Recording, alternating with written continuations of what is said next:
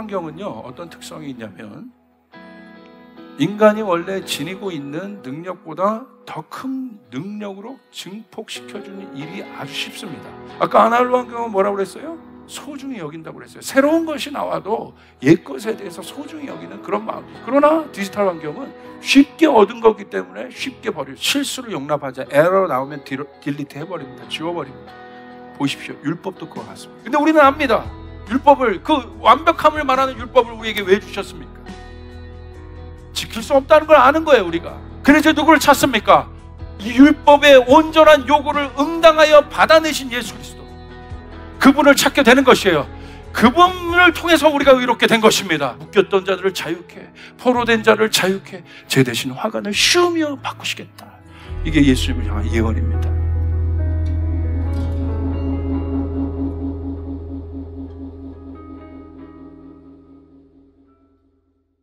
우리가 믿는 하나님 나라는 가상의 공간이 아닙니다. 현실에서 승리하는 진짜 믿음, 이런 제목으로 함께 나누겠습니다. 제가 디지털 시대, 또 이 현대를 대변하는 이 디지털이란 단어가 우리의 삶을 급속도로 변화시키고 있습니다. 그런 관점에서 우리가 놓치지 말아야 될 수많은 일들에 대해서 좀 이렇게 보고 있어요. 신앙의 관점에서. 오늘 제가 VR에 대해서 좀 말씀드릴 거예요. VR, Virtual Reality라고 하는 VR이라는 단어를 아마 요즘에 심심치 않게 들어보셨을 거예요. 이렇게. 가상현실이란 뜻입니다. 이 단어는 요즘에 머리에 쓰고 즐기는 가상현실 디바이스를 통칭하고 있습니다. 그리고 구글이나 삼성 같은 기업에서도 모바일 주력 사업 중 하나로 이 VR을 밀고 있습니다. 밀고 있는 건 알겠는데 저에게는 이게 이렇게 와닿지는 않았거든요. 근데 저희 교회 청년 중에 삼성 다니는 친구가 있어요. 모바일 회사에서 일하는 연구원이 있는데 이 친구랑 얘기를 하다가 이 VR에 대해서 제가 좀 자세히 듣게 됐어요. 목사님 끝내줍니다. 막 하면서. 끝내줘? 어느 정도인데. 그래서 저는 얼마 전에 이 3D 이런 건 이 VR이 이 3D 기반에서 이제 만든 기술들이 그 기반에. 왜냐하면 3D가 이런 거예요.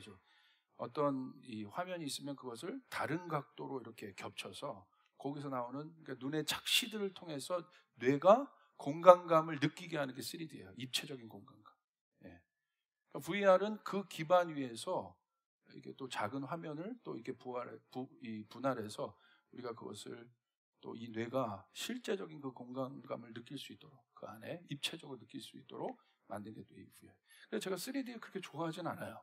왜냐하면 이게 막 안경 끼고 막 불편하고, 뭐 맨 처음에는 신기했지, 뭐 갑자기 뭐 이게 훅 날아오고 애들이 보면 뭐 이러고 막 이게 그렇게 좋아하진 않아요. 집중도 잘 안 되고. 옆에 다 이렇게 그러니까 어느 날 3D 영화 할 때 보면 사람들 이렇게 벗고, 이렇게 안경을 벗고 보면 사람들 다 이러고 있잖아요. 이러고 있고 막 그런 게 그렇게 뭐 좋아 보이진 않고, 그래서 3D를 그렇게 좋아하진 않는데, 얼마 전에 4D 영화가 있더라고요. 여기 일산 C집에 4D 영화관이 있어요. 그건 뭐 입체적으로 다 느끼는 거예요. 그래서 조나단 목사랑 4D 영화를 봤어요. 봤는데 뭐 너무 유치한 거예요, 수준이. 왜냐하면 뭐 예를 들어 주인공이 바다에 빠졌어요. 그러면 갑자기 물이 칙 해서 나오는데 너무 짜증나는 거예요, 그 물들이 막. 내가 실제로 바다에 빠진 느낌이 아니라 물을 껴지는데 이거 막 기분 나쁘면 누가 침을 이렇게 하는 느낌, 이런 느낌이에요, 이런 느낌. 근데 물을 이게 4D는 걸 다 입체적으로 느끼게 해주겠다는데 그냥 이 느낌. 그리고 주인공이 뒤에서 칼을 맞았어요. 이렇게 칼을 맞았는데 누가 뒤에서 이 의자가 툭툭툭 찌는데 너무 기분 나쁜 거야. 이게 왜, 뭐 하는 거야, 이게 지금. 이게 뭐 하는 거야. 그리고 좀 그 로맨틱한 장면이 나오면요, 페브리치 같은 냄새가 훅 나요.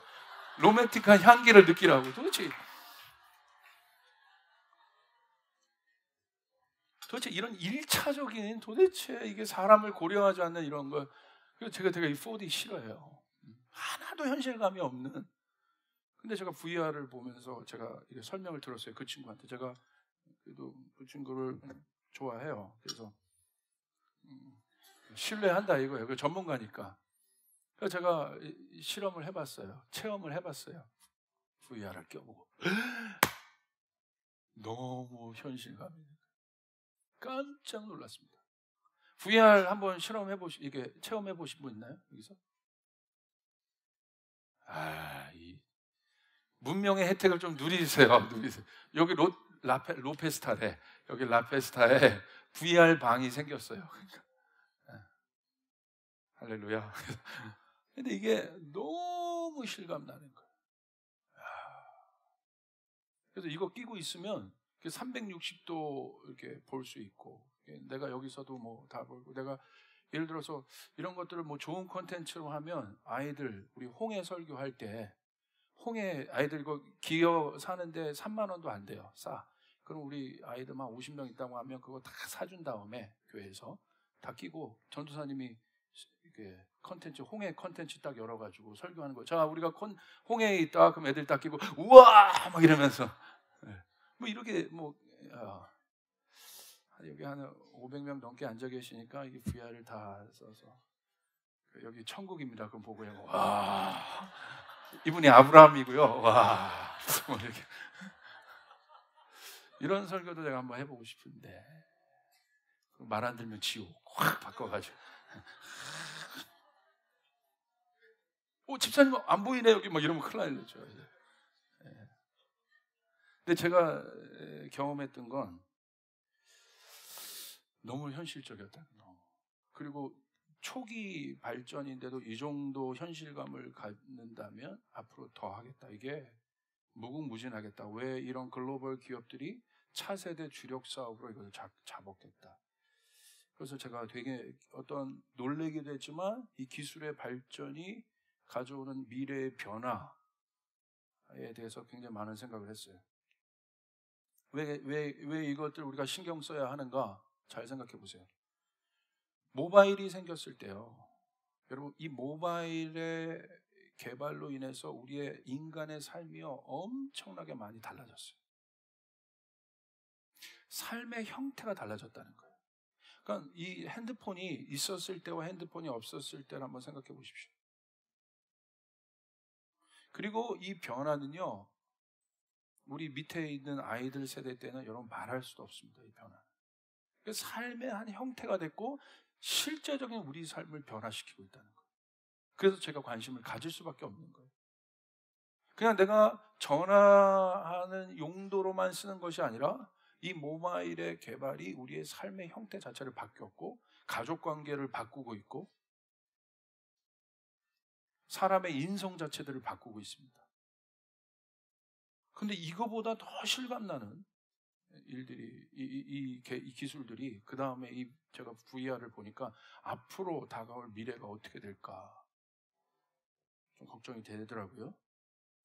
여러분 보세요. 이 모바일이 갖고 온 여러 가지 뭐 긍정적인 면도 있지만 많은 것들을 편리하게도 해줬지만 여러분 많은 부정적인 결과들이 나오지 않습니까? 시간만 나면 모바일을 보는 중독 증세들, 그리고 깊은 수면을 못 자요. 그러니까 뭐 늘어나는 현대병들, 예전엔 그런 것들이 없는데 그런 것들이 많이 생겼어요. 그리고 인간관계의 단절들. 이제는 뭐 밥 먹으러 식구가 가도 여러분 식당에서 밥 먹으러 분명히 저 사람도 온 것 같은데 다 식구가 뭐 하고 있어요? 핸드폰 보고 있어요. 분명히 식구가 밥 먹으러 왔는데 핸드폰 보고 있어요. 갑자기. 이런 것들이 우리의 삶을 실제적으로 변화시켰다는 거예요. 여러분 전철 타보십시오. 책 보는 사람 거의 없습니다. 다 이거 보고 있어요. 다 이거 꽂고 있고 못 보던 모습들입니다. 그런데 이 모바일을 통해서도 이 엄청난 이 삶들이 변화되고 있고 특별히 제가 우려되는 건 공동체성이 깨어지고 있다. 다 핸드폰 들고 애들도 다 자기 집 방으로 들어가죠.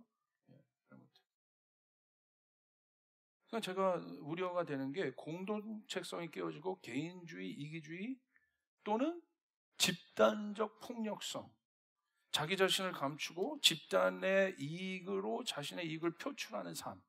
그러니까 그냥 무분별하게 막 욕하고 댓글 달고 이런 문화들이 막 생겨났지 않습니까?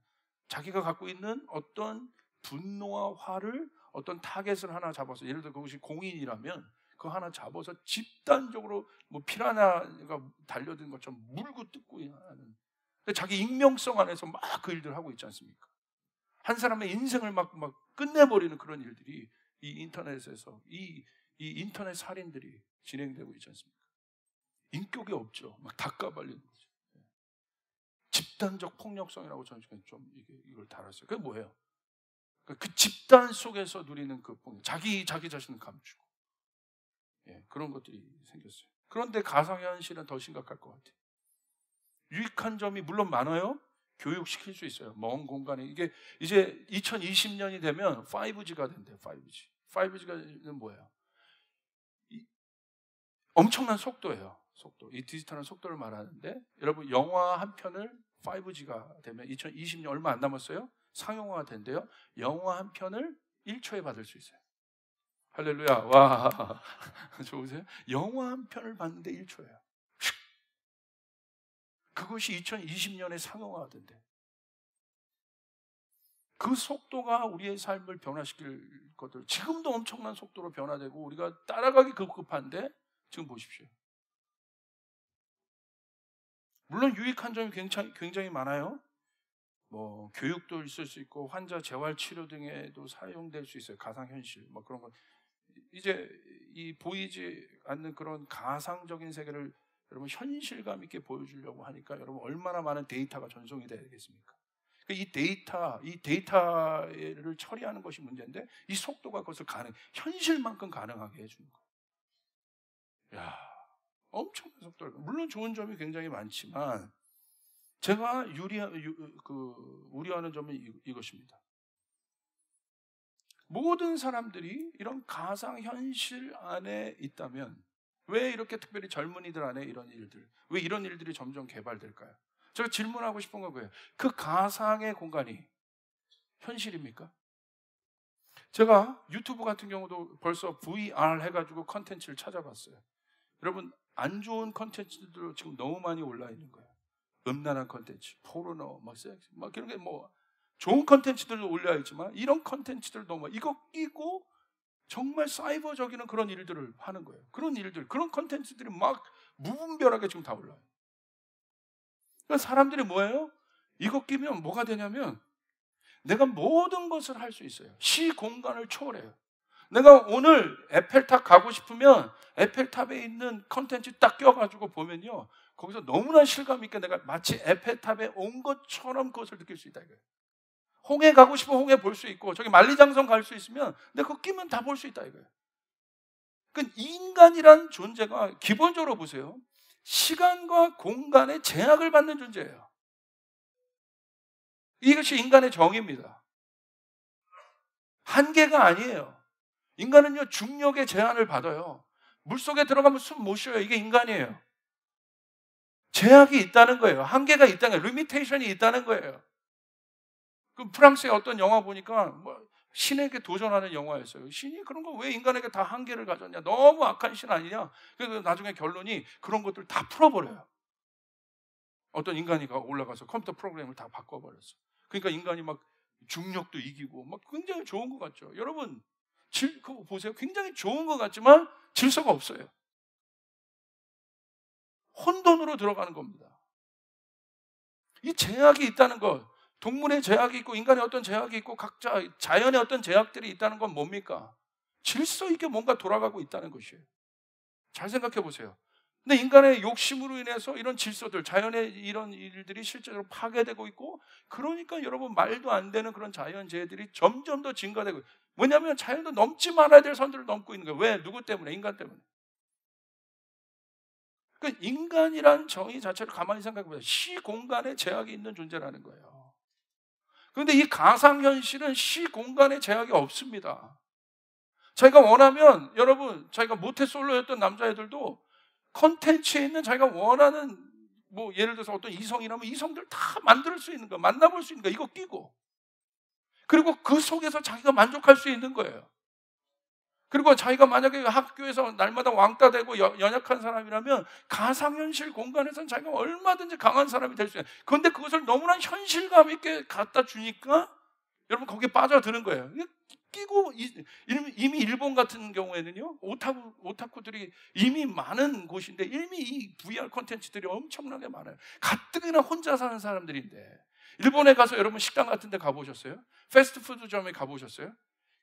여러분 개인 밥상들이 그렇게 있는 거 보고 전 너무 깜짝 놀랐어요. 제가 여러분 고깃집 갔는데 고기도 혼자 구워 먹게 돼 있어요. 고기는 누구랑 먹어야 돼요? 친구랑 같이 먹어야지. 이렇게 먹고 막 싸주기도 하고 이렇게 먹어야지. 갑자기 일본에 가는데 그 고깃집인데요, 국수집인데 고기도 먹고 국수, 갑자기 어떤 사람이 옆에서 뭘 쭉 열더라고요. 뭘 열어요? 칸막이를 싹 여는 거야. 그게 뭐예요? 독서실 칸막이 치듯이 옆에 방해받기 싫다고 하면서 칸막이를 딱 치고 혼자 먹는 거예요. 이게 뭡니까? 이게 극도로 개인화되고 그런 것에서 이걸 끼고 있으니까 여러분 어떻게 돼요? 더 말이 안 되는 거예요. 그런데 저의 질문은 여기 있다는 거예요. 왜 그러냐? 그 가상의 세계 안에, 시공간을 넘나드는 그 세계 안에 자기가 이미 익숙해져 있는 사람은 뭐가 없겠어요? 현실감이 없는 거예요. 그리고 벗었습니다. 자기가 그 가상의 공간에서 내가 막 수많은 이성도 만나고 막 자기가 왕이야, 다 만날 수 있어. 벗었어. 현실에 가. 아무도 없어. 자기를 좋아해주는 사람이. 어떤 이성에게 의해서 그런 자신감을 갖다가 뭐하는 놈이야? 다. 여러분, 현실과의 분리와 괴리감.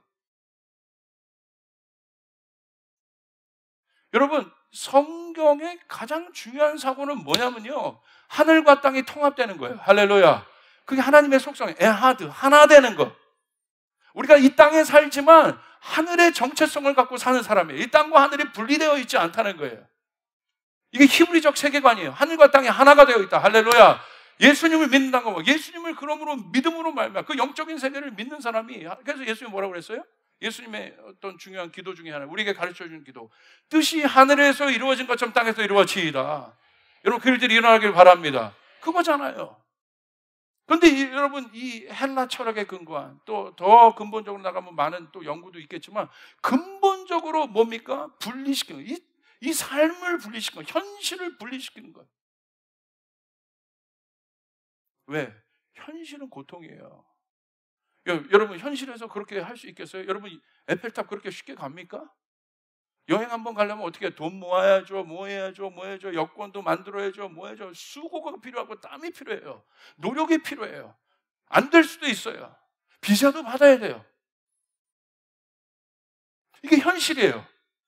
근데 현실에서는 자기는 아무것도 없고 돈도 없어, 아무것도 없어. 모든 게 제약이야. 그러니까 또 어디로 가는 거야? 이 현실이 너무 싫은 거야. 또 피하는 거예요. 이게 젊은이들, 앞으로 우리 젊은이들 사이에 있을 문화라는 거예요. 그럼 어떤 젊은이들, 어떤 사람들이 나오겠습니까? 제가 가장 우려하는 건 이겁니다. 멘탈이 약합니다. 멘탈. 정신력이 약해요. 요즘 젊은이들 보십시오. 정신력이 약합니다. 뭐 하나 견디질 못합니다. 힘든 일 견디질 못합니다. 신앙도 쉽게 가는 거예요. 벌써 저희 교회 선교와 구제를 딱 던졌어요. 선교와 구제가 쉽습니까? 우리 모든 것을 부어내야 되는 것이라고 그랬어요. 노력이 필요한 거예요. 선교사도 파송해야 되고 재정도 필요하고 많은 일들이 필요한 것입니다. 스탠다드가 같지 않아요. 그런데 뭐 이렇게 골치 아프게 뭐 선교해, 뭐 이렇게 구제해, 뭐 이렇게 살아가면 쉽게 그냥 신앙하면 되잖아. 그냥 나 행복하면 되잖아. 그냥 뭐 이렇게 어렵게. 여러분, 예수님이 그런 마음 갖고 있었다면 이 땅에 오셨겠습니까? 인간의 몸을 입고 오셨겠습니까? 꼭 인간의 몸을 갖고 예수님 그 고생을 다 하셨어요. 예수님 만약에 전지전능하셔서 위에서 그렇게 할 수 있는 분이라면, 그리고 사단이 예수님을 시험했을 때 예수님은 어떻게 했습니까? 신의 능력으로 사단을 쫓아낼 수 있었어요. 그러나 예수님은 어떻게 해요? 철저하게 신적인 능력을 사용하지 않았습니다. 하나님의 말씀으로 이기셨습니다. 할렐루야. 기록된 말씀으로 예수님이 사단을 이기셨다는 거예요. 우리가 할 수 있도록. 그런 거 보세요. 여러분, 신앙은 삶이에요. 신앙은 현실입니다. 선교는 현실입니다. 가난한 사람 돈 필요합니다. 이게 선교예요. 먹여기 위해서는 돈 필요합니다. 그래서 저는 100% 확신해요. 저희 교회가 선교를 던진 이상, 가난한 자를 먹이라고 하는 이상, 이 교회에 준비된 사람에게 하나님 복 주신단 말이에요. 이건 현실이에요. 믿으시면 아멘 합시다. 성경과 추상적인 겁니까? 아닌 것이죠. 현실이죠. 오늘 다 그런 가상 공간에서 자기가 능력 있고 모든 것을 할 수 있나, 현실에 돌아오면 모든 게 막혀 있는 거예요. 안 돼. 힘들어. 자기의 연약함을 막 볼 수밖에 없는 이 현실이에요. 저는요, 그래서 교회가 아편을 주면 안 된다고요. 이 종교적 중독은 뭐예요? 현실을 떠나게 하는 거예요. 현실을 직시하지 못하게 하는 것이에요. 여러분, 구원받으려면 예수님께서 어떻게 하셨어요? 물론 예수님을 통해서 구원받습니다. 믿습니까? 예수 어떻게 하셨어요? 네가 죄인이란 걸 인정하라는 거예요. 그게 현실이라는 거예요. 저희가 죄인이란 것을 인정하는 사람에게 하나님의 구원이 옵니다. 이런 맞습니까? 그게 복음이에요. 인정해야 돼요. 우리 가정이 깨어졌다. 인정해야 돼요. 우리가 내가 지금 처한 상황의 바닥이다. 인정해야 돼요. 현실을 인정해야 됩니다. 거기서 출발하는 겁니다. 예수 믿으면 거기서 출발하는 거예요. 다 뭐 괜찮을 거다. 정말 여러분 괜찮습니까? 아니지 않습니까? 전 목사로서 양심으로 고백하는 거예요. 아닌 거예요. 성경이 그렇게 기록되어 있지 않은 거예요. 풍랑이 없다는 것을 성경이 말하는 것이 아니라 우리의 삶에 풍랑이 있을 것이다. 그러나 풍랑을 잠잠케 하시는 분이 있다. 여리고가 없다는 것이 아니라 내 삶 가운데 여리고가 있다. 그러나 여리고를 무너뜨리게 하는 분이 있다. 내 삶 가운데 골리앗이 없는 것이 아니라 내 삶 가운데 골리앗이 있다. 그러나 골리앗을 무너뜨리는 분이 있다. 이게 믿음이에요. 이게 현실이라고요.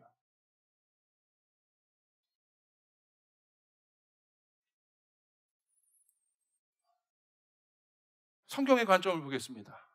영적인 세계가 과연 가상의 공간인가 그럼? 이런 미래의 변화에 대한 성경의 관점은 분명합니다. 성경은 보이지 않는 세계, 영적인 세계를 이야기합니다. 그런데 이 영적인 세계는 존재하지만 사람의 눈엔 보이지 않습니다. 여러분, 하나님을 믿습니다. 하나님 안 보이십니다. 그렇다고 하나님이 가상적인 존재인가? 우리가 눈에 보이는 것을 현실화시킨 이것을 사람들을 극대화시켜서 우리에게 그 미래를 재편하고 있는데, 그 세계가 내가 눈에 보인다고, 내가 들었다고 해서 그 세계가 진짜인가? 저는 질문하고 싶은 거예요. 하나님이 내 눈에 보이지 않고 내가 하나님의 소리를 들리지 않았다고 해서 하나님이 가상적 존재냐 이거예요. 내가 하나님 나라가 눈에 보이지 않는다고 해서, 천국이 눈에 보이지 않는다고 해서 그 천국과 지옥이 가상적인 공간이나 이거예요. 여러분, 우리 눈의 착시 현상으로 우리의 뇌의 공간감을 이용해서 그것을 만들어내는 그것에도 사람들이 빠져 있는데, 하물며 기록된 말씀에 있는 하나님께서 말씀하신 하나님에 대한 존재, 영적인 그 세계, 깊이 생각해 봐야 돼요. 내 오늘 믿음의 이 어마어마한 변화의 시대 속에서 오늘 나의 믿음의 현주소는 뭐냐? 그러므로 영적인 세계를 인정하는 일은 지극히 개인적인 고백에 기초합니다. 잘 들으셔야 돼요. 저희 아버지가 영적인 세계를 인정하고 영적인 또 그 하나님께 올인하시는 분이었다고 해서 제가 구원받는 게 아니에요. 영적인 세계는 지극히 개인적인 신앙의 고백에 기초합니다. 조이풀 교회가 하나님 앞에 다 그렇게 열심히 나간다고 해서, 내가 조이풀 교회에 다닌다고 해서 내가 그와 같은 수준이 아니라는 거예요. 여러분 이해되십니까? 이 같은 공간 안에서도요, 하나님의 존재를 확실히 믿는 사람과 믿지 않는 사람이 이 안에도 있다는 것입니다. 그래서 믿음은 신앙의 고백을 기초로 합니다. 그 보이지 않는 세계, 보이지 않는 하나님, 어떻게 알겠어요? 내가 고백할 때 아는 거예요. 그래서 신앙은 신앙의 고백으로부터 출발합니다. 대표적인 신앙 고백의 사도들의 믿음을 고백한 사도신경이에요. 사도신경의 내용을 보십시오. 사도신경은 그리스도가 믿어야 할 기본적인 교리를 간결하게 요약한 성도들의 표준신앙을 고백하는 일종의 기도문인데, 초대교회에서는 세례를 줄 때 사도신경으로 신앙을 고백했어요. 어떤 내용입니까? 전능하사 천지를 만드신 하나님 아버지를 내가 믿사오며 그 외아들 우리 주 예수 그리스도를 내가 믿사오니. 여러분 같이 한번 외워보세요. 시작. 이는 성령으로 잉태하사 고난을 받사 십자가에 못 박혀 돌아가시고 장사한 지 사흘 만에 하늘에 오르사 전능하신 하나님 우편에 앉아있으시다가 죄로서 산자 죽은 자를 심판하시다.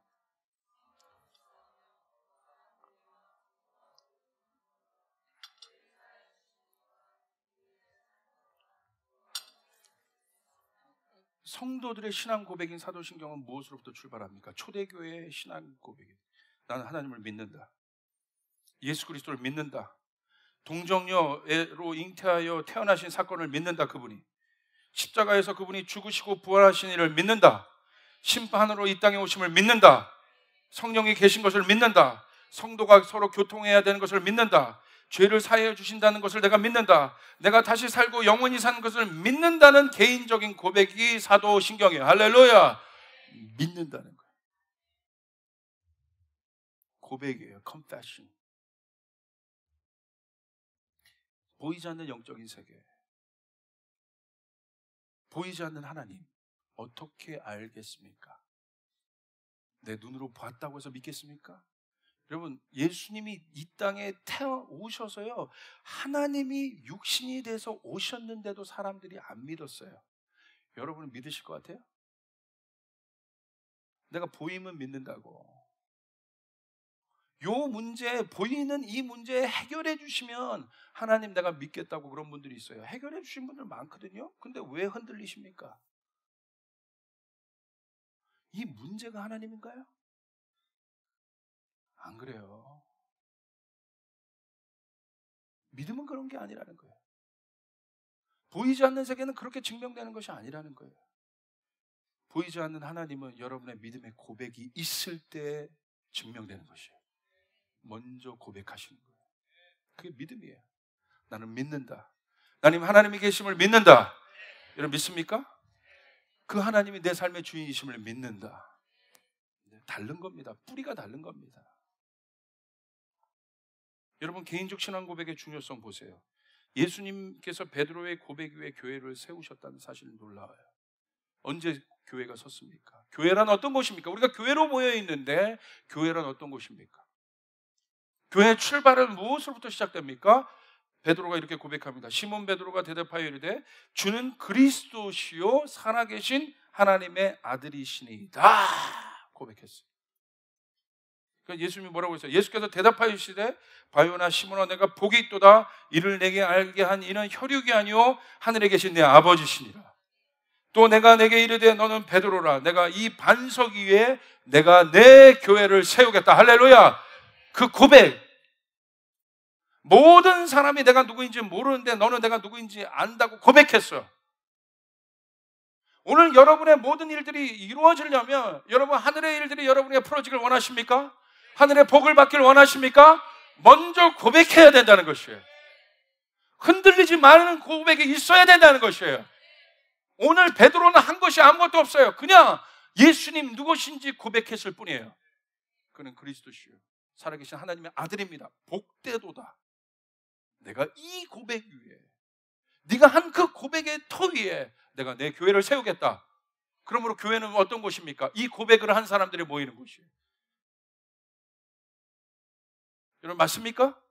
내가 증명하여 예수님을 믿으려고 하는 것이 아니라 오늘 성경의 기록, 오늘 여러분 안에 하늘문이 열어지려면 교회는 어떤 곳입니까? 예수님 말했어요. 내가 이 교회, 이 반석 위에, 그 고백 위에 내 교회를 세우겠는데 이 교회는 뭐예요? 여러분 음부의 세력이 있습니다. 악한 세력들이 있습니다. 지옥의 권세가 있습니다. 이 지옥의 권세를 이기는 교회이다. 할렐루야. 이기는 성도이다. 그 사람이 교회라는 거예요. 그 사람이 성도라는 거예요. 그러므로 그 한 사람이 일어나면, 믿음의 고백을 하는 한 사람이 일어나면 여러분의 가정 안에 저주가 끊겨짐을 믿으시길 바랍니다. 믿으시길 바랍니다. 우리 가정 안에 있었던 저주가 끊겨짐을 믿으시길 바랍니다. 슬픔이 기쁨으로 변화되는 것들을 믿으시길 바랍니다. 맞습니까? 그게 교회입니다. 음부의 권세가 어떻게 하지 못하겠다. 그래서 뭐라고 얘기하세요? 내가 천국 열쇠를 내가 주겠다. 내가 땅에서 무엇인지 매면 하늘에서 매일 것이요 내가 땅에서 무엇이든지 풀면 하늘에서 풀리리라. 이 고백의 터 위에 하늘이 열릴 것이다. 증명한 자가 이렇게 해서 내가 그것을 갖겠다는 것이 아니라 그 고백의 턱이. 그러므로 여러분, 신앙은 무엇입니까? 예수님의 제자들이 자격이 되어서 예수님의 제자가 되었습니까? 아니에요. 전적인 주님의 주권입니다. 하나님의 주권입니다. 그걸 믿는 거예요. 보이지 않는 영적 세계가 현실이 되는 것이 믿음입니다. 자, 보세요. 그래서 기본적으로 성경은 그것을 이야기하고 있습니다. 창세기 18장 11절 15절 보세요. 여러분 그 듣는 마음 하고 계시죠? 요즘에 믿음의 조상 아브라함에 대해서 하고 있어요. 여러분 상상이 되나요? 아브라함 지금 아무 자식도 없어요. 근데 주님이 약속하는 거예요. 내가 언약한다. 네 자손이 별처럼 모래처럼 많을 것이다. 보이지 않아요. 근데 하나님 언약하셨어요. 보이지 않아요? 근데 하나님 언약하셨어요. 근데 우리는 지금 와서 알고 있어요. 그 일이 성취됐습니까? 안 됐습니까? 그 모래처럼 별처럼 많은 곳에 우리도 있죠. 근데 아브라함은 보지 못했어요. 그러니까 사라가 이렇게 얘기합니다. 사라 누님이, 아브라함과 사라는 이미 나이가 많은 노인들이고, 성경 막 이렇게 그들의 상황을 기초해요. 그들이 누구예요? 노인들. 노인 되면 힘이 없죠. 육체적인 힘도 없고 아무것도 없어요. 현실을 뚫어낼 힘도 없어요. 연약한 존재들이에요. 그게 노인들이에요. 사라는 월경마저 그쳐서, 이게 어떤 상태가? 갱년기. 심각한 상태가 굉장히 갱년기예요, 지금. 지금 우리 에스더 집사님도 갱년기 바깥에 보면 난리는 갱년기 우울증. 근데 여자의 갱년기는 이렇게 서서히 오지만 남자의 갱년기도 있다고 하대요. 남자의 갱년기는 이렇게 절벽이라고 막. 여자의 갱년기는 이렇게 언덕인데 남자의 갱년기는 절벽이래요. 큰일 나. 갑자기 드라마 보다가 남자 막 울고 무섭다 그러잖아요. 막 그때 우울증 오고 막 인생 비관하고 막 그런 상황들이에요. 현대인의 성경을 보면 아브라함과 사라는 갱년기 가운데 있더라. 힘이 없고 아무것도 할 수 없고 있다. 그런 상황. 그런데 이렇게 얘기해요. 나을 나이가 지난 사람이다. 그들의 현실의 상황을 이야기합니다. 12절. 그러므로 사라는 나는 기력이 다 쇠진하였고 나뿐만이 아니라 씨를 주는 아는 거죠. 하나님이 인간적으로 축복하셔서 인간적인 방법을 사용하시는데 무슨 모래도 하나 나와야지 별처럼 모래처럼 많을 거 아니야. 아무것도 없는 상황에서 제가 보니까 아브라함도 지금 죽도 먹을 힘도 없고 이러고 있는데 사라가 고백해. 나도 그렇지만 전 양반도 힘이 없어. 이거 뭐 하겠습니까? 하나님. 나는 기력이 다 쇠진하였고 나의 남편도 늙었는데 어찌 나에게 그런 즐거운 일이 있으랴 하고 속으로 웃으면서 중얼거렸다. 속으로 그런 거예요. 하나님 앞에 하나님을 믿으니까 대놓고 얘기는 못하는 거예요. 하나님 그럴 수 있습니까? 근데 속으로 하나님 뭐 하는 거야? 지금 내가 무슨 내 자손이 하나님 마음은 내가 알겠어. 별처럼 많고. 근데 내 상황을 봐. 내가 어디 지금 우리 조이풀교회 저기 터키 난민들 선교하고 가난한 사람 돕고 구제하는 사람인데 봐봐. 돈 내올 만한 사람들 있는가? 옆에. 할렐루야. 이거 청년들 여러분 할렐루야. 여태까지 저희가 이렇게 달려온 게요. 청년들이 저희 많은데 그냥 어디서 그렇게 하나님 축복해 주셨는지 몰라요. 감사합니다. 할렐루야. 감사합니다. 여기 라페스타 저희 아브라함과 같이 기력이 쇠하고 저희 보면 아무것도 없어. 어떻게 여기 와서 예배하는 것 자체도 이 금사락 여러분 일산에서 금사락의 땅 라페스타에서 예배하고 있는 여러분 감사하시길 바랍니다. 어떻게 여기 어떻게 목사님이 우리가 나가자. 어디를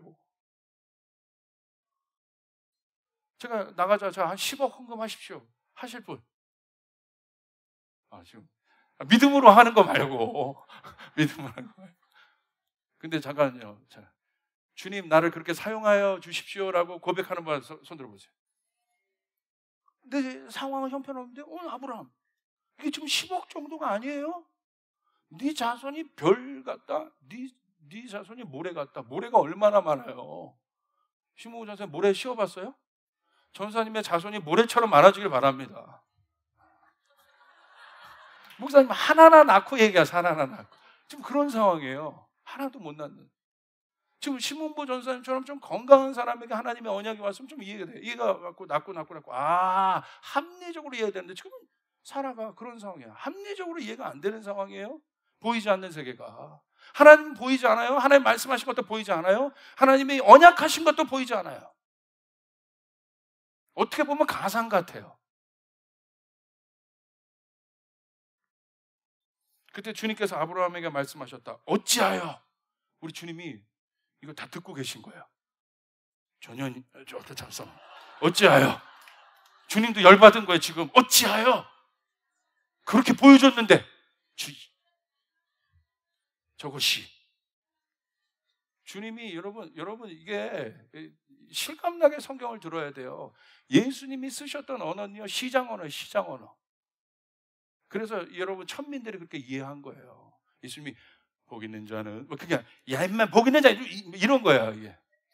저 뭐 바리새인들 보고 독사의 자식들아 그러니까 이씨야 이게 예수님 언어.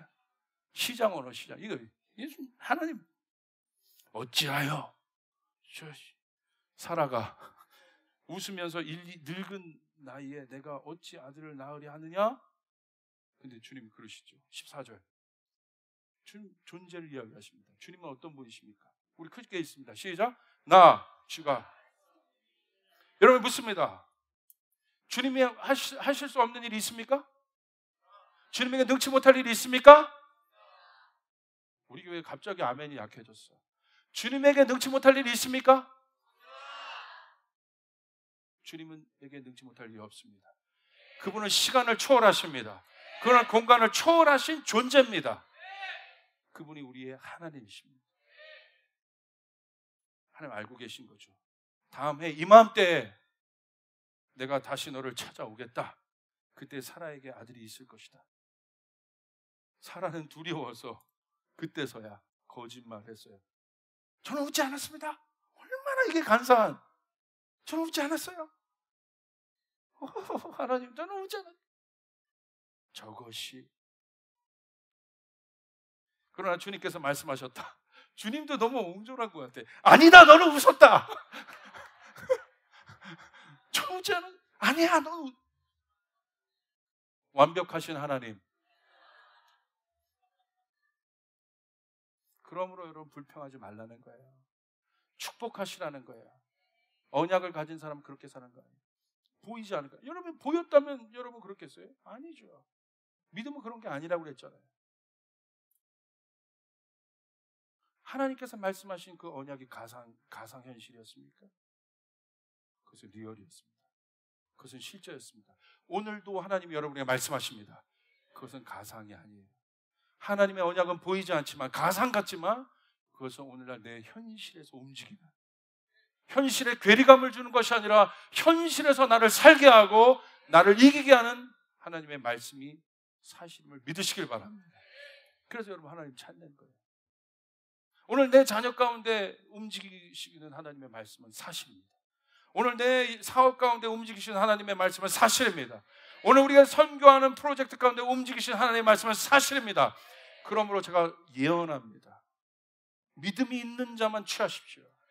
믿음이 있는 자만 취하십시오. 10년 후에 어떻게 하나님이 주시는지 저는 분명히 10년을 선포했습니다. 10년 후에 이제 10월 2일이면 여러분 유대력의 희년이 끝나요. 여러분 언약을 붙잡으시길 바랍니다. 하나님 나에게 복을 주시길 원합니다. 내 자녀에게 복을 주시길 원합니다. 하나님 난민들을 돕게 도와주시옵소서. 구제하게 도와주시옵소서. 선교하게 도와주시옵소서. 크게. 내 믿음이 큰 게 아니야. 내가 이성적으로 여러분 믿음은 내 이성에 기반해서 입을 벌리는 게 아니라 이거예요. 사라가 갖고 있는 것에 기반해서 하나님 앞에 요구하는 게 믿음이 아니라는 거예요. 그러므로 여러분 헬라 철학은 뭐예요? 이 땅과 하늘을 분리시켰던 헬라 철학은 뭐예요? 땅에 기반하니까 이데아만 찾는 거잖아. 우리는 이미 이데아가 없어. 하늘에서 출발했는데. 여러분 세계관이 달라요. 땅의 철학, 이성적 철학, 분리적 철학, 헬라 사고는 땅에서 출발해서 하늘을 구하기 때문에 이데아를 찾는 거예요. 그럼 우리는 이데아가 없어요. 이미 완벽한 하늘에서 출발한 것이란 거예요. 성경 그걸 얘기하고 있어요. 이게 히브리적 세계관이에요. 그러니까 영적인 세계를 안 믿잖아요. 분리하자. 하나님은 그렇게 교회를 그렇게 오래 다녔으면서 하나님 안 믿잖아요. 어려움 처하면 자기 세계로 들어가잖아요. 하나님 안 믿잖아요. 기도하러 안 나오잖아요. 믿음이 아닙니다. 철저하게 이분법적인 사고예요. 영적인 것 따로 현실 따로. 그러나 오늘 성경은 그렇게 이야기하고 있잖아요. 가상이 아니라는 거예요. 뜻이 하늘에서 이런 것처럼 땅에서 이루어지리라. 눈에 보이지 않지만 그것은 가상이 아니라는 거예요. 현실이다. 제가 미래가 걱정이 돼요. 왜 걱정이 되냐? 이런 관점에서 본다면 여러분 보세요. 히브리서 11장 1절 3절 제가 말한 걸 그냥 정리했어요. 믿음이 뭐냐? 같이 한번 읽습니다. 시작. 믿음은 우리가 바라는 것들에 대한 실물이며 보이지 않는 것들에 대한 증거입니다. 옛날 사람들은 이 믿음으로 하나님의 인정을 받았습니다. 믿음으로 우리는 이 세상의 모든 것이 하나님의 말씀으로 창조되었으며 보이는 것이 보이지 않는 것으로 만들어졌다는 것을 압니다. 믿으시면 아멘 합시다. 보이는 것이 보이지 않는 것으로 만들어졌다. 우리는 이 사실을 믿습니다. 근데 인간은 어떻게 합니까? 보이는 시각으로 모든 것을 믿게 해요. 그것이 리얼이라고 얘기합니다. 그러면서 그 세계를 미래를 그렇게 재편하고 있습니다. 이런 주커버거 이런 사람들은요, 여러분 보세요. 구글에 있는 사람들, 이런 IT 기술을, 테크놀로지를 갖고 있는 사람들은 뭐예요? 이 사람들이 여러분 지금 창조자의 역할을 하고 있어요. 그 사람들이 디자인한 대로 지금 세계가 움직이고 있는 거예요. 그러므로 주커버거가 미래에 이런 일이 있을 것이다. 그렇게 되고 있는 거예요. 그건 그렇게 하겠다는 의지입니다. 그렇게 하겠다는. 어떤 우리 간사님과 이런 얘기를 하다가 그 얘기를 저한테 소개해 줬는데 그냥 여러분 미래의 트렌드를 소개한 것이 아니라 그렇게 하겠다는 의지인 거예요. 그리고 그렇게 되고 있어요. 잘 생각하셔야 돼요. 물론 좋은 건 많아요. 그러나 적어도 신앙이라면 뭐가 리얼인지 우리가 그런 기계들을 사용할 수 있어요? 정말 유의롭게 사용해서. 그러나 무분별하게 정신없이 따라갔을 때 어떤 일이 일어나는지 잘 생각해 보셔야 돼요. 믿는 사람이라 할지라도. 그럼 이런 것이 여러분 가능해지면 그 교회 안에 들어오는 사고들은 무엇입니까? 다 눈에 보이는 것. 이거 봤어? 근데 들었어? 그러니까 여러분 제가 이 선교 스쿨도 여러분에게 하라고 권유하는 겁니다. 이미 거의 마감 끝난 걸로 알고 있고 이미 다 이게 됐는데. 그래서 한 번이라도 선교지 나가보라는 거예요. 현장에 나가보라는 거예요. 들어보라는 거예요. 현장의 소리를 들어보라는 거예요. 가난한 사람이 누군지 그 냄새를 맡아보라는 것이에요. 그러면 달라져요.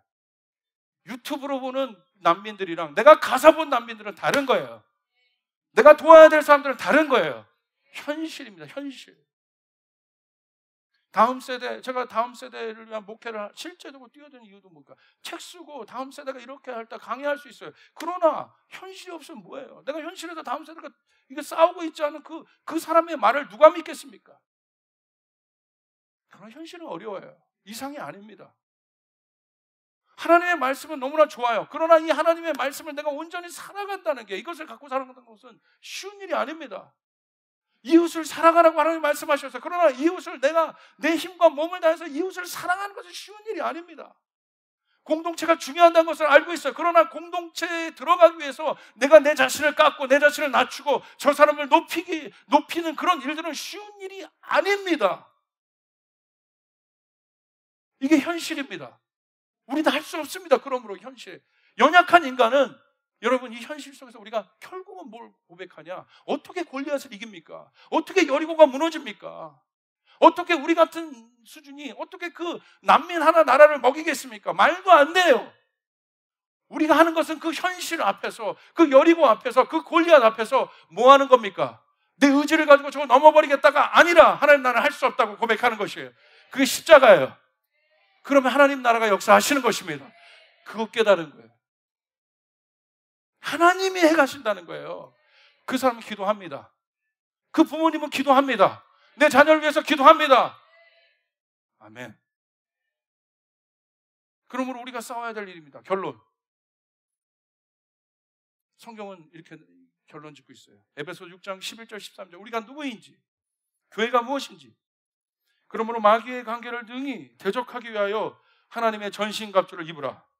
우리의 씨름은 혈과 육을 상대하는 것이 아니요 통치자들과 권세자들과 이 어둠의 세상 주관자들과 하늘에 있는 악한 영들이라. 할렐루야. 보이지 않는 악한 영들이 우리가 싸워야 된다.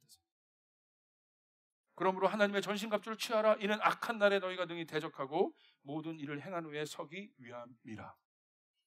성경도 능히 우리가 싸워야 될 대상도 눈에 보이는 사람이 아니라 악한 영이라고 얘기합니다. 그것이 교회가 싸워야 될 일이라고 얘기하고 있어요. 사랑하는 여러분, 여러분의 삶 가운데, 여러분의 모든 일 가운데 먼저 하늘의 능력이 주어지길 바랍니다. 영적인 영역을 다스릴 수 있는 능력이 주어지길 바랍니다. 이게 교회입니다. 네가 이 땅에서 풀면 하늘에서 풀겠다. 이 땅에서 묶으면 하늘에서 묶으리라. 믿으셔야 돼요. 보여요, 목사님? 그게? 여기도 그러니까 여기서도 이 일이 워킹하려면 이 보이지 않는 가상으로 얘기했던, 보이지 않으니까 들어봤어? 아니잖아. 내가 하나님이 내가 야 그렇게 하겠다. 그러면 믿죠. 하나님이 내가 나타나서 야 그렇게 해. 그러면 다 믿죠. 이거 안 믿을 사람이 누가 있어요? 하나님이 나타나서 진짜 그렇게 했다면 안 믿을 사람이 누가 있냐 이거예요. 근데 그 믿음은 진짜가 아니라 이거예요. 진짜 믿음은 여러분이 이 땅에서 여러분의 자유의지를 갖고 반응하셔야 돼요. 할렐루야. 이게 진짜 사랑이에요. 여러분이 중요하다 이거예요. 이게 하나님 형상 닮은 여러분이에요. 여러분이 선포할 때 그 일들이 일어납니다. 내 힘으로는 골리앗 못 이긴다 이겁니다. 여리고 못 무너뜨린다 이겁니다. 그러나 언약은 보이지 않지만 그것은 실제입니다. 여러분이 갈 때마다 그 일들이 일어날 줄 믿습니다. 믿으셔야 돼요. 그러므로 우리의 싸움은 혈과 육에 대한 싸움이 아닙니다. 제가 그걸 알았어요. 구체적이에요. 인간의 모든 문제는 축복도 사람으로부터 출발하지만 문제도 누구로부터 출발해요? 사람이에요. 이게 뭔지 깨달았어요. 복도 사람으로부터 출발하지만 죄도 사람으로부터 시작됐어요. 그래서 사단은요, 악한 영은 언제나 사람을 통해서 일해요. 하나님도 복을 주기 위해서 사람을 통해서 일하지만 악한 영인 사단, 너의 싸움이 혈과 육의 싸움이 아니다. 하늘에 있는 악한 영에 대해. 그 말은 뭐예요? 혈과 육으로 싸우게 하겠다는 것이 사단의 전략인 거예요. 눈에 보이는 걸로 싸우게 하겠다 이거예요. 그럼 여러분의 삶을 여러분 힘들게 하고 어렵게 하는 것들이 누굽니까? 뭐 환경이에요? 아니죠. 그 환경을 조성한 사람일 것 아니에요. 그래서 사람에게 저주하고 사람에게 뭐하고 사람에게 자꾸 여러분 사람의 우리 안에 있는 에너지를 제일 많이 빼어가는 게 환경이 아니에요. 누가 뺏어가요? 사람이 뺏어가요. 부부관계 문제 있어 보세요. 부부관계가 아무리 여러분 궁전에 살아도 부부관계가 서로 사람끼리 문제가 있으면 궁전에 사는 그 환경이 해결을 합니까? 그 사람이 내 에너지를 뺏어가는 거예요. 여기 직장 다니는 분들 보세요. 부하 직원이 여러분을 열받게 해요. 힘들게 해요. 그러면 여러분 그 직장 속에서도 그 직장의 환경은 있어요. 그러나 누가 여러분의 에너지를 빼갑니까? 사람이 빼가는 거예요. 자녀 문제도 마찬가지입니다. 모든 갈등은 사람이 빼가는 거예요. 에너지를. 영적인 존재니까. 눈에 보이는 것이 아니에요. 그러므로 제가 실제적으로 제안을 드립니다. 사람에게 묶이지 마시길 바랍니다. 사람에게 묶이지 마시길 바랍니다. 사람을 넘어야 돼요. 그 속에 있는 그 위에 계신 하나님을 바라보시길 바랍니다. 무슨 말씀인지 아시겠죠? 사람이 에너지를 엄청나게 빼간다. 저도 마찬가지예요. 제가 제 눈을 사람에게 돌리고 있으면 사울처럼 목회 못합니다. 여기도 이거 빼가고 여기도 이 에너지 다 빼간단 말이에요. 물론 좋게 하는 것도 있지만 그렇지 않을 경우도 있잖아요. 어떻게 그걸 일일이 반응하면서 다 합니까? 뭐 이 교회가 1000명, 2000명 가면 어떻게 그걸 일일이 다 그 에너지를 어떻게 다 뺏어갑니까? 결국은 제가 100명, 200명일 때는 제가 이걸 컨트롤이 가능했다 이거예요. 눈에 보이는 것이 컨트롤이 가능했다 이거예요. 여기도 만날 수 있고 저기도 만날 수 있고. 그러나 이것이 어떤 내 한계를 넘어가니까 안 되더라 이거예요. 그래서 제가 깨달은 건 뭐 이런 방법도 조직론 갖다가 이렇게 붙지만 그거 아닙니다. 하나님이 깨닫게 하셔야 돼요. 하나님이 행하시게 하는 거예요. 제가 이 모든 승부를 사람과 승부 보는 거 아니라 하나님과 승부 보는 것이에요. 하나님 앞에 나가는 것입니다. 그럴 때 하나님이 역사하십니다. 사람이 나의 에너지를 빼가지만 내가 싸우는 건 혈과 육의 싸움이 아니다. 복도 하나님이 주시고 우리를 어렵게 하는 것도 이 마귀의 악한 영, 하늘의 악한 영이 있다. 그러므로 너희는 이 마지막 날에 뭘 입으라? 전신갑주를 입으라. 너희의 싸움이 눈에 보이는 혈과 육의 싸움이 아니다. 사단 뭐예요? 눈에 보이는 것으로 더 미래를 재편하겠다는 거예요. 보는 것만 먹고. 근데 그 보이는 것이, 내가 듣는 것이 리얼이냐 이거예요. 전 너무 실제적으로 왔다 이거예요. 자 보세요. 이런 일이 있으면 어떤 일이 일어나요? 다 그 가상 현실을 직시하지 않습니다. 현실을 직시하지 않으니까 오늘날의 청년들 제가 보면서 몸은 현실을 직시하는 몸입니다. 영환이 보세요. 몸은 애들 보세요. 요즘에 옛날에 몸과 보세요. 그런데 어려운 환경 딱 얘네들 고생이 없는 세대잖아. 어려운 환경 딱 닥쳐보세요. 극복 못해요. 나약해 빠져 있습니다. 젊은이들 잘 들으세요. 여러분을 격려하기 때문에 하는 것입니다. 여러분 돈 없다고 부모 원망하지 말고 나가서 맥도날드 알바라도 해. 그게 현실이에요. 그 속에서 하나님 찾아. 아멘. 돈 없다고 나 성교 못한다고 하지 말고 나가서 신문이라도 돌려. 운전이라도 해. 그것이 현실이에요. 환자처럼 살지 마요. 우리가 사랑하는 교육자들에게도 얘기합니다. 여러분, 제가 여러분을 사랑하지만 여러분 안에 진짜 능력이 생기려면 여러분이 나가서 진짜 제자를 만들어 봐야 돼.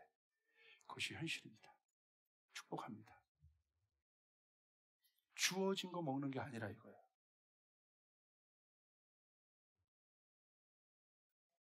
그러니까 미래는, 그러니까 애들이 점점 이 미래는 그 현실에서 떠나는 계속 많아. 그래서 현실에 그 가상 공간에서 내가 막 하지만 현실로 내려오니까 뭐 되는 거 하나도 없어. 취업 문제, 모든 게 문제, 아무것도 되는 게 없어. 근데 교회도 괜찮다고 얘기해. 아, 괜찮아, 그냥 그러면 돼. 아닌데, 풍랑이 있는데. 우리 가정이 깨졌어. 저희 가정도 깨졌잖아요. 그 현실이에요. 제가 저희 연약함을 숨깁니까? 저희 가정에 여기서도 깨진 가정들이 많아요. 근데 그런 고백을 들을 때 목사님 그 고백할 때마다 저도 한 번도 그런 음성을 들어본 적이 없는데 저도 저희 가정 깨졌는데 목사님처럼 하나 돼서 일어나려고 다짐하고 있고 그렇게 할 것입니다. 그리고 결혼도 그렇게 할 것입니다. 그런 고백을 들을 때가 있어요. 제대로 됐구나. 우리가 약한 그곳에서 하나님 역사하십니다. 하나님, 아멘. 여러분 문제를 직면하시길 바랍니다. 풍랑을 직면하시길 바랍니다. 왜 직면해요? 풍랑에 갇혀서 이러려고? 풍랑을 왜 직면해요? 쫓아가겠어요. 풍랑을 하나님을 보이지 않는 하나님을 경험하기 위해 직면하는 것이다. 맞습니까? 골리앗을 왜 직면해야 돼요? 보이지 않는 하나님의 역사를 경험하기 위해서. 왜 베드로가 성전 미문에 안진뱅이를 직면했어요? 하나님의 능력을 드러내려고. 사랑하는 여러분, 두려워하지 마시길 바랍니다. 두려워하지 마시길 바랍니다. 그래서 지난주 우리 교회에게 비전의 선포를 주신 거예요. 강하고 담대하라. 내가 너와 함께 할 것이다. 어디로 가든지 내가 너와 함께 할 것이다. 믿으시면 아멘 합시다. 아멘. 옆 사람에게 강해집시다. 강해집시다. 믿는 자 안에는 모든 것이 가능합니다. 여러분 가슴에 손을 대세요. 주님 지금 고백합니다. 쫓아서 주님 지금 고백합니다. 지금보다 1년 후가, 지금보다 3년 후가, 지금보다 10년 후에 복이 있게 하소서. 나는 이것을 믿습니다. 나는 이것을 시작. 나는 이것을 믿습니다.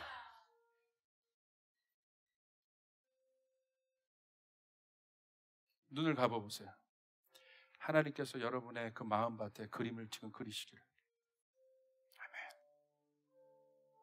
나는 지금 연약합니다. 나는 부족합니다. 그러나 내가 눈에 보이는 것과 이제 싸우지 않겠습니다. 이제 나의 에너지를 빼앗겼던 수많은 보이는 어떤 것들과 내가 싸우지 않겠습니다. 전신갑주를 입혀주십시오, 주님. 내가 주님의 군대의 힘을 믿습니다. 나는 이기는 자임을 믿습니다. 나는 승리하는 자임을 믿습니다. 나는 주님으로 인하여 강한 자임을 믿습니다. 이 시간 주님 회복하소서. 치유하소서. 회복시키소서. 강하게 하소서. 현실을 이기게 도와주시옵소서. 이제 풍랑을 향하여 예수님처럼 선포하게 하소서. 풍랑아 잠잠할지어다. 골리앗아 무너질지어다. 여리고야 무너질지어다. 현실되게 하소서. 감사드립니다. 예수님의 이름으로 기도합니다. 주님께 영광의 박수 올려드리겠습니다.